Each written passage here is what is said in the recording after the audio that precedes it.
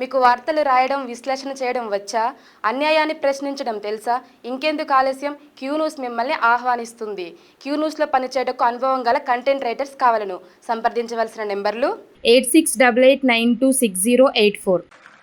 గత కొన్ని సంవత్సరాల నుంచి టీచర్ల బదిలీలు లేక ఏ బదిలీ చేయడానికి పోయినా కోర్టు ఇంటర్ఫియరెన్సో, లేకపోతే పొలిటికల్ ఎగ్జిక్యూటివ్స్ ఇంటర్ఫియరెన్సో, లేకపోతే ప్రభుత్వంలో ఉన్నవాళ్ళు ఏదేదో చేసేసిందని రకరకాల వార్తలు వచ్చేది.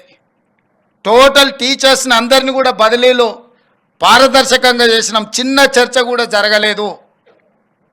గ్రూప్ 1 ఎగ్జామ్స్ 4,03,000 మంది అప్లై చేసుకొని 3 లక్షల పైన గ్రూప్ 1 ప్రిలిమ్స్ ఎగ్జామ్ మేము నిర్వహించినాం. చిన్న సమస్య రాకుండా మైన్యూట్స్లో వర్కౌట్ చేసి JNTU నుంచే సపోర్ట్ తీసుకున్నాం. How you people are conducting MCET and other exams, we have adopted same procedure and practice.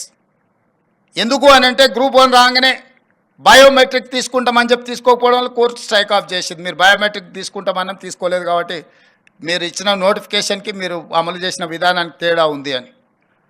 So నోటిఫికేషన్లో ఏం ఇష్యూస్ను పొందుపరిచినామో అదే విధంగా పరీక్షలు నిర్వహించి ప్రిలిమ్స్ కంప్లీట్ చేసి ప్రిలిమ్స్ రిజల్ట్స్ ఇచ్చినాం. నోటిఫికేషన్లో 1:50 అని మేము మెన్షన్ చేసి నోటిఫికేషన్ ఇచ్చినాం. That's not our decision.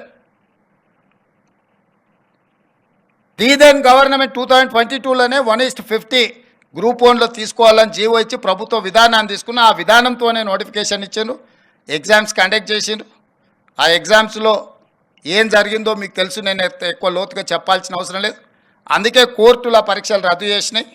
Same గైడ్లైన్స్లో మేము నోటిఫికేషన్ ఇచ్చి ఎగ్జామ్స్ కండక్ట్ చేసినాక కొంతమంది ఇప్పుడు 1:100 బిలో అంటున్నారు.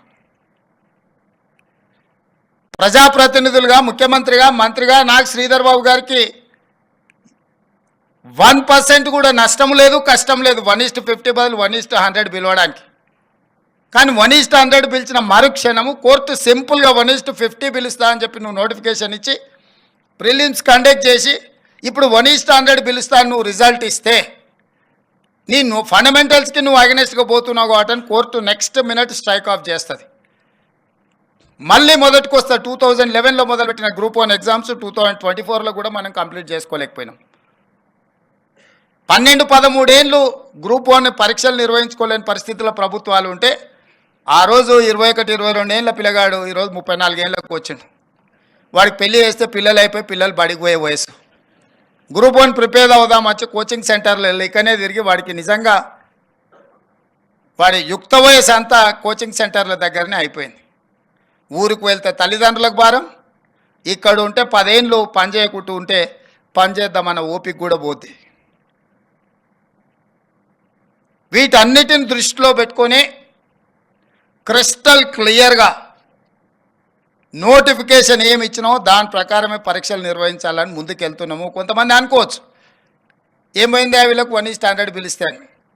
1:50 లాగా అన్ని ఏర్పాట్లు అయిపోయినాయి. మీకు తెలుసు JNTU పర్టికులర్గా ఎంతమంది స్టూడెంట్స్ ఉన్నారు, ఎన్ని హాల్ టికెట్లు ఇవ్వాలి, ఎన్ని సెంటర్లలో ఎగ్జామ్స్ నిర్వహించాలి, ఎన్ని బయోమెట్రిక్ ఎక్విప్మెంట్ ఉండాలి, ఎవరు ట్రైన్ చేయాలి, ఎవరు వెళ్ళాలి, ఎవరు మీకు ఇన్విజిలేటర్స్గా ఉండాలి, ఒక వ్యవస్థ ఏర్పాటు చేసుకున్నాక సడన్గా దాన్ని నెక్స్ట్ లెవెల్లో నెక్స్ట్ విధానం మార్చుకుంటే మళ్ళీ అదంతా సమకూర్చుకోవడానికి ఎంత సమయం పడుతుంది, ఎట్లా విద్యార్థుల యొక్క జీవితాలతోనే మన విధానాలు దుందుడుకుగా మార్చుకుంటే ఎంత ప్రభావం చూపిస్తుందో ఇది ఆలోచన చేయాలి. ఎందుకు మీతో నేను పంచుకుంటున్నా అంటే లక్షల మంది విద్యార్థులు మీతోనే ప్రత్యక్ష సంబంధాలు ఉంటారు. క్యూ న్యూస్లో పనిచేయటకు సీనియర్ వీడియో ఎడిటర్స్ కావాలను. సంప్రదించవలసిన నెంబర్లు 8688926084.